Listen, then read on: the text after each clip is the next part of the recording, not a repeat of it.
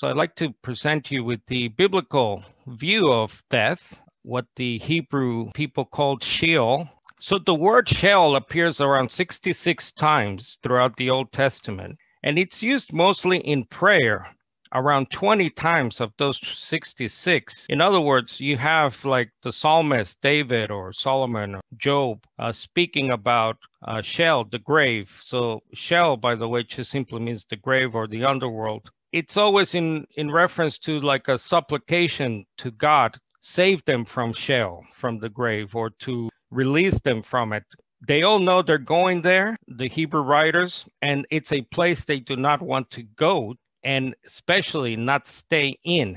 It's used in prophecy about 10 plus times. So things like on the day of the Lord, as it's known in the Old Testament, it talks about how the place of Sheol, things will happen pertaining to the so-called end times in the Hebrew worldview. So it's known by other names, like the well is the most popular. That's about 70 times the word well appears, and it's another synonym for Sheol. And then you have other words like prison, hideout, trap, or simply the grave. So it's the land of the dead. The residents in Sheol are typically the wicked, obviously, sinners, the foolish, rich, scoffers, obviously the immoral in all aspects, sexually immoral, ethically immoral, and so on. Now, here are some descriptions of Sheol. So it's a place of darkness, obviously. It's a place of inactivity and silence, and it's also personified. For example, you have text in Isaiah that talk about how the spirits of dead wicked kings are calling out to people. It says they're awaiting people. Sheol opens its arms and so on. So where is Sheol? Sheol is in the earth, also known as the pit. And it's not just like 6 feet, 8 feet under. The Hebrew cosmology had Sheol in almost like the center of the earth, sort of deep. And you can compare it to the place in the New Testament we come to know as Tartarus, 2 Peter 2 and Jude. Remember, that's that place where there are said to be fallen angels, we believe are spirits in prison, if you remember that story. So there's somewhere down there, either in a compartment of Sheol, or some have it like next door. And the residents in Sheol are demons.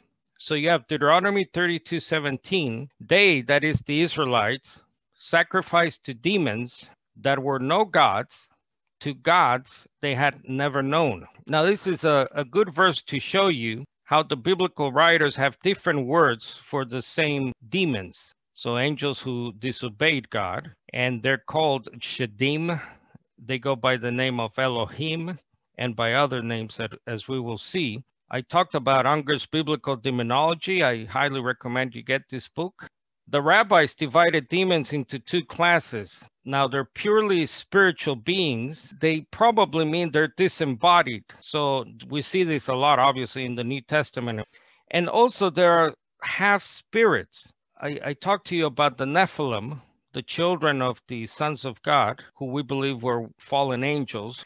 And they might be these creatures or half spirits, but there are also other types of demons that are half spirits, as we will see. So you have the word Shedim, Elim, which is usually translated as idols or lords. The Sherim, he-goats or hairy ones. Demons are given descriptions of animals. You have the famous Raphaim or the Rapha, the spirits of the dead or the shades in the underworld. So these are all said to be residents down there. Let's see. And you also have this interesting word, the Ele Giborim. So in Ezekiel 32, it talks about how the kings of the nations, obviously wicked kings, are down there with the mighty gods as well. Now, some say these are describing two sets of people, either metaphorical way, describing wicked kings that are down there calling out for other sinners on earth, and along with the Ele Giborim. By the way, the El Gibor is the singular. Ele Giborim is the plural, right? And we know El Gibor from the famous Isaiah 9:6, where it's one of the titles of the Messiah, if you remember. So this is an interesting case where the plural of El Gibor is used for either humans or these demonic creatures. And then you have the word Elohim used for these creatures down there called the dead or spirits.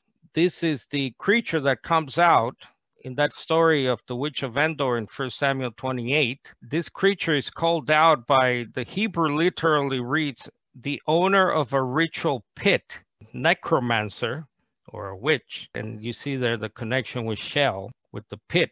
You have another word, familiar spirits, in Isaiah 8. Now, again, there's this whole corpus of writings regarding what this might be, but they're understood to be dead family members. Now we come to the New Testament. In the New Testament, the word Sheol is translated as Hades. So you have Matthew 11:23, in Capernaum, will you be exalted to heaven? Rhetorical question. And then Jesus says, you will be brought down to Hades. So you see there the location, once again, of Sheol, under the earth.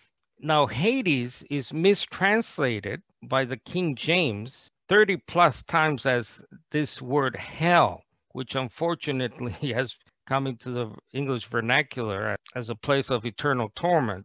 But actually, if we want to talk about hell or hellfire, it's actually the word Gehenna. It's not Hades. So this is a thing we have to work at, teaching people that Hades is not hell. Hell proper, but I would call it hellfire, is Gehenna, the lake of fire.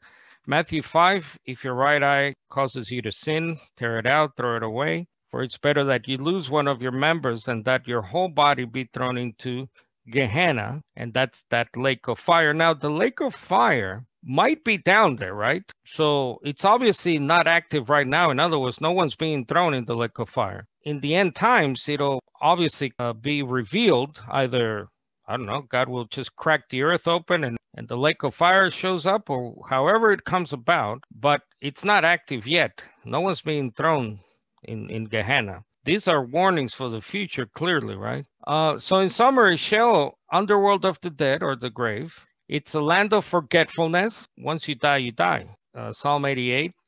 It's a place where the dead know nothing at all, no activity, planning, knowledge, wisdom, and that's a classic Ecclesiastes 9, 5, and 10 texts. The dead do not praise the Lord, or any who go down into silence, Psalm 115. And you see again the trajectory there, down, right? No one goes up, by the way. Hebrews did not have that concept.